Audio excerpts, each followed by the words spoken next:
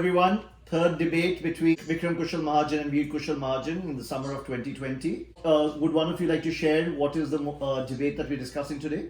Go ahead, Veer, being the younger one. Children under 14 should be allowed to use social media, and I am for the motion.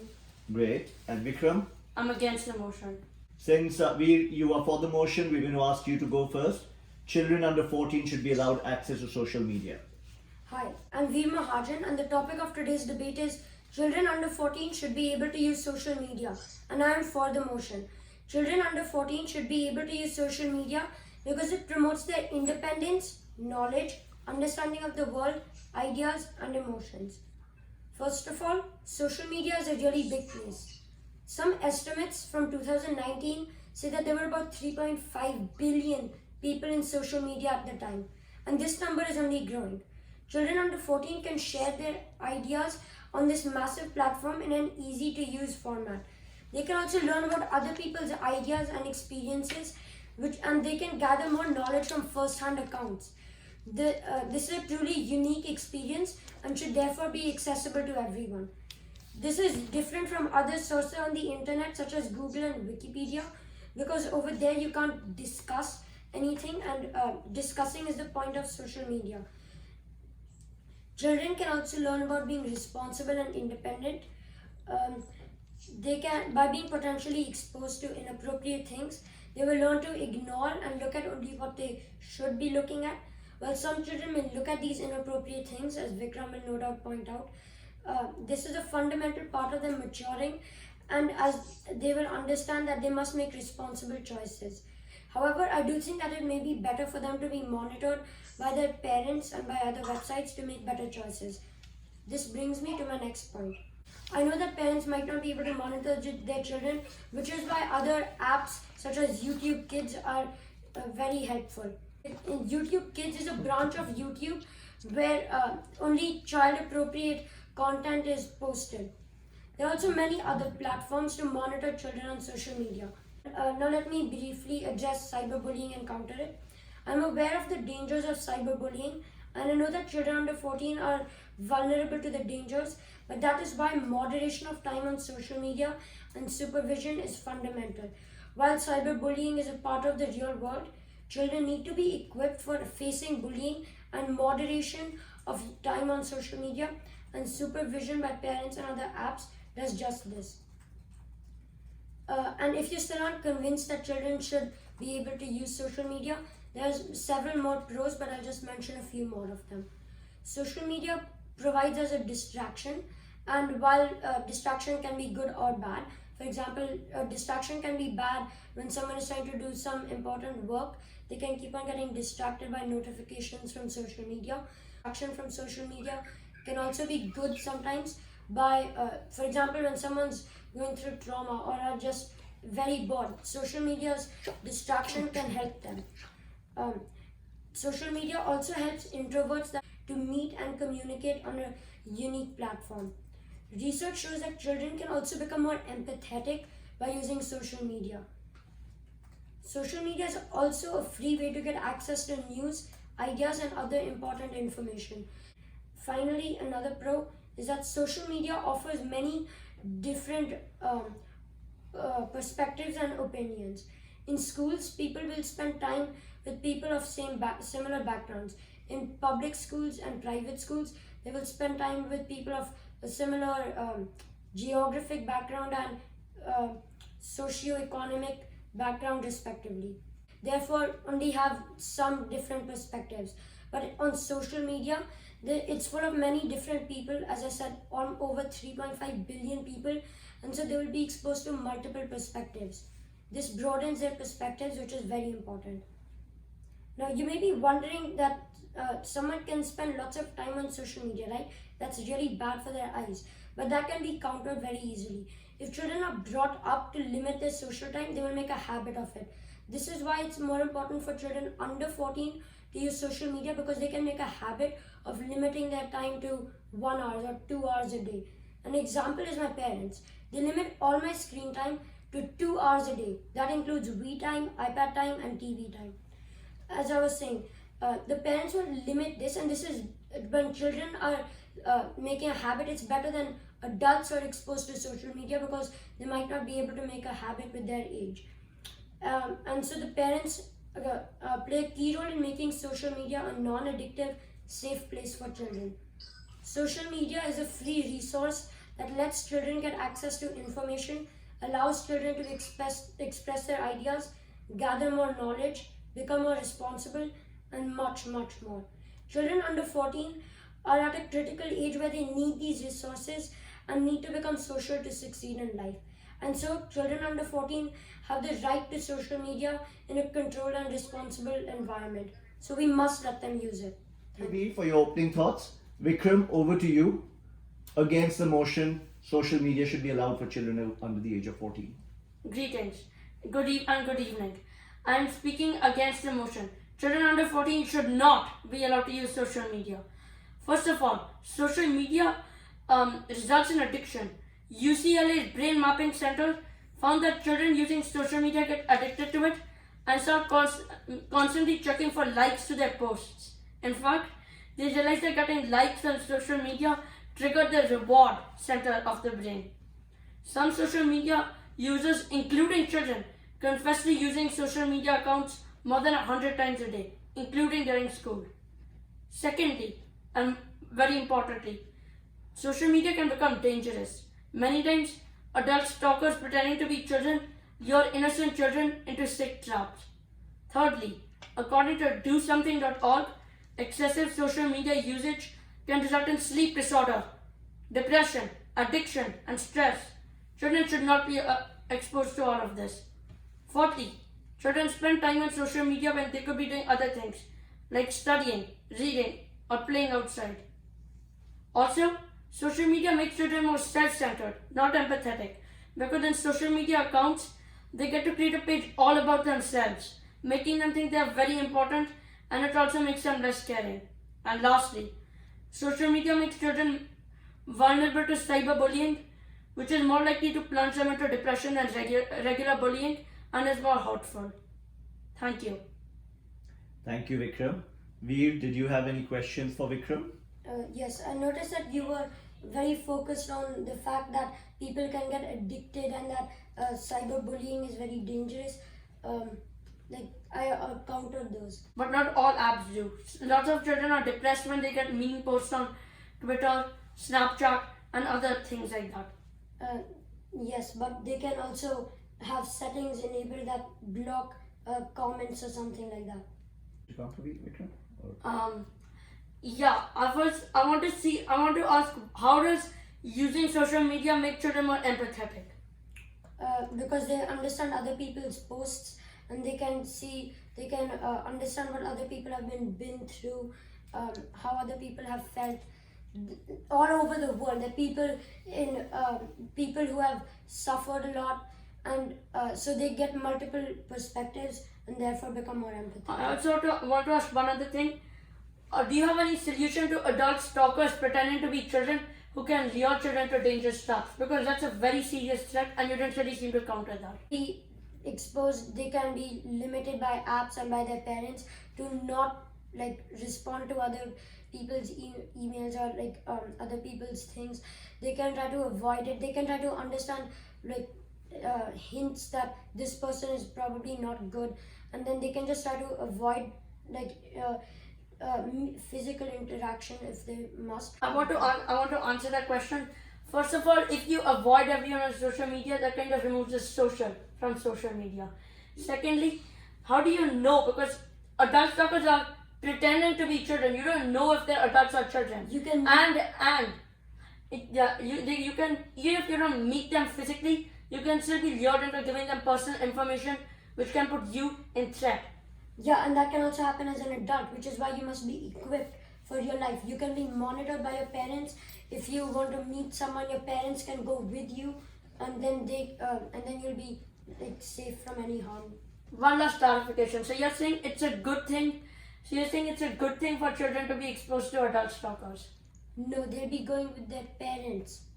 Okay, thank you both. That was a very lively interaction and exchange of thoughts and ideas and countering each other's opinions. I'm just going to start off with the question from myself. lots of comments around social media building up echo chambers. It's the same kind of thoughts that I like the same kind of thoughts that appeal to me, and as a result of that, I see more of the things that appeal to me. So, the diversity of thought that you were talking about, Veer, where would that come in from if I am just going to see more of the same thing? Secondly, I also wanted to ask, adding on to that, social media has been blamed for a lot of the manipulation that happened in the 2016 presidential elections. And if the social media platforms were not able to control the manipulation done by other adults, and other adults were exposed to that, where do you think social media platforms are today to be able to prevent the misuse of their platforms to target children under the age of 14?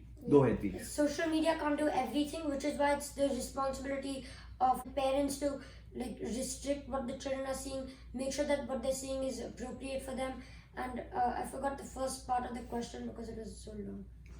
Yes, so the first part of the question was really around the echo chambers that get built. Yes, so first of all, surely that about I'd say now in 2020, about 4 billion people on social media.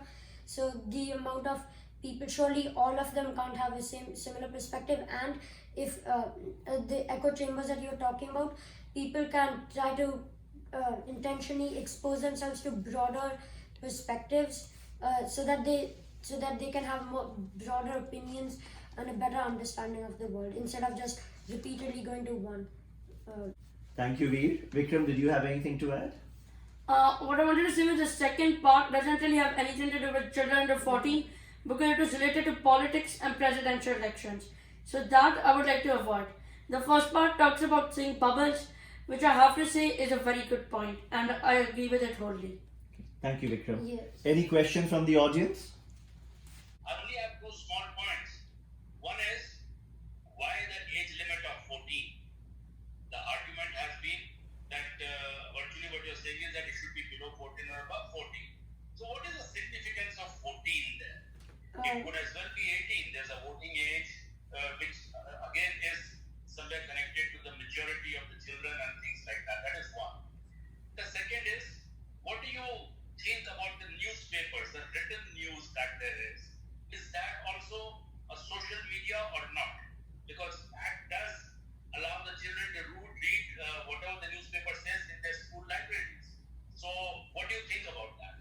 Many people think that social media is apps like Facebook, Twitter, Instagram, but it is also newspapers because you can interact with people. Though not in real time, you can send them letters and get their ideas and opinions. So that is also a type of social media. And before that, the 14 thing, I didn't really get to choose the topic, the age thing. The topic. But was do you have an already opinion whether 14 is the right age that you should consider? Is 14 a suitable maturity age? It is the time when most people enter high school, which is radically different from middle school in most places. So I think it is an appropriate time. I agree with him because 14 is entry to high school and you're becoming a teenager, which makes you like different from the previous year or previous or ahead times. More questions from the audience? Vikram and Veer, this is for both of you. How long, like 1 hour, 2 hours, 3 hours, what is the time prescription you would give for a child of 14 to spend on TV for social media? Not the newspapers. I'd say about 1 hour to 2.5 hours or so. 2 hours maybe at most, because my mother allows me to do 2 hours of screen time in the day. So I'm comfortable with 2 hours. Vikram? I don't see why. I think 2 hours is a little bit too high. I think I'd lean more to 1 hour and a half or even an hour, because 2 hours it detracts from time could be spent on schoolwork, reading, or playing outside. Which is Social- why, We're going to stick to that now. which is 1 why I hour. said at most 2 hours. At most. But Vikram, I thought you were of the opinion that it is not desirable, so I would have thought 0 would have been your limit. I know, but this includes television and other screen time. So 1 or even 1.5 hours would be okay with me because it isn't just limited to social media. I have a question. Would you yourself be okay doing 1 hour of screen time a day? Yes, if that 1 hour did not include my schoolwork. And that includes breaking that time. Very interesting. So I have a question for both of you. The way people would go about getting additional perspectives, like you said, Veer, and I like that comment that you get exposure to different perspectives, used to be through pen pals. People would write letters, and I'm sure your grandparents can relate to that. That was an interesting way of the old school social media, if you will. And in a way that was controlled because you would write from the schools would sort of help coordinate those pen pals in some cases. What are your thoughts about that old snail mail kind of social media, which in a way, by the very nature of it being snail mail, was more regulated, versus today's internet age where anything bad is that much harder to control? I have a mixed opinion on this. While it's better to write physical letters because it puts less strain on the eyes, to pen pals and to have a more controlled environment, I think that's great. But I also think that it's a bit worse than internet social media because it only gives you perspectives of a few people. You can't write like long letters to multiple people. And social media gives answers and and you get your responses in real time instead of week-long waits. Vikram? I think pen pals is a good idea, but like we said, it has its own pros and its own cons. So it's like comparing apples to oranges, except in a few instances. Okay, thank you very much.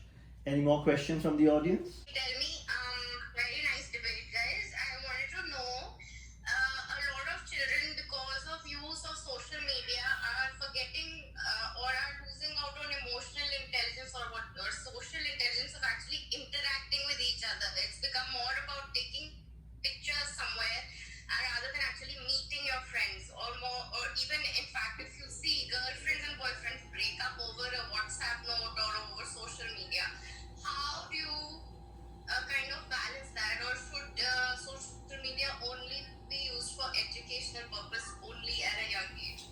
I What are think your opinions on that? I agree wholly with what you said because social media should, for young people, be limited to schoolwork. Like you just pointed out, not physically interacting with other people does increase social intelligence and empathy for other people. Like for example, this is a weird example, but it still is there. If someone gets injured and they write about it, which is already unlikely, you don't really care. But if you see your friend get injured, you want to help them out. So it decreases empathy and actual emotions. yes, even I agree a bit with Vikram. I also think it's better to meet like physically with people, and so I think that social media should be used more as a tool to get to know other people in your area and other parts of the world, so that later you can meet those same people after getting to know them. The US says that 3.5 billion people on social media. It's kind of hard to meet 3.5 billion people around the world when you grow up. Yeah, well, you probably won't have 3.5 billion friends. You probably won't like all those people there either. Thank you both. This is related, I'm relating it with your school friends now. You see, you did talk of social media use for the school, which Vikram did. It's a good idea. But then, there have been times when you meet in the library, sit down together, maybe even discuss things out. So those could also have been actually taken on the social media. But then, the surrounds there, they make a difference because if you want to refer to more knowledgeable stuff, more books, more magazines or things like that, those are not available. So what are your views that for the school friends who have usual meetings to discuss your schoolwork, is social media better or actually the physical meeting that you'll have in the school? Not like for instance nowadays, you're not going to school. Do you really miss that meeting? Thank you, Papa. Vikram, why don't you go ahead and respond In the first? beginning, I would say meeting at school is better because it is easier to work when you're meeting at school and you're meeting people physically. But now it's not really possible to do that. That's why now I would more advocate for social media to have these discussions. I prefer physical because it's much easier to, like as you said, reference books and magazines. You can look at it at the same time, and on social media you can't do that same thing. What we'll say is that if there was not a COVID situation, we would be better off interacting in person.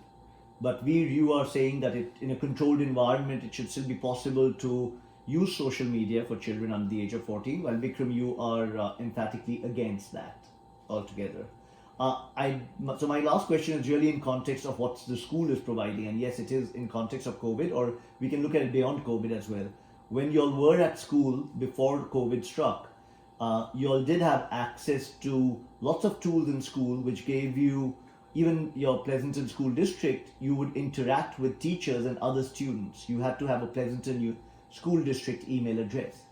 And in a way that ensured that that was a controlled, restricted social media platform. Is that acceptable or is that not? That's acceptable.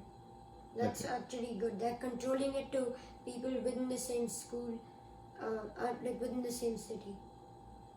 I wholeheartedly agree. Great. So then what I'm hearing from both of you is that there is a certain level of control in which social media is, regulation under which social media is acceptable for children under the age of 14. Great. So thank you very much for both of you for participating in this debate. I think both of you made very strong cases and strong rebuttals. And my conclusion from the debate, quite frankly, is that social media in a regulated fashion is acceptable for kids under the age of 14.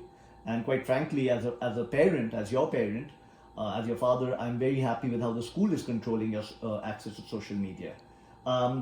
However, from listening to the arguments, I believe Vikram provided a stronger argument for his case against social media. Both of you provided a very engaging discussion, and thank you so much for to both of you, and we look forward to your next debate. Good night, everyone, and good morning, India. Bye-bye.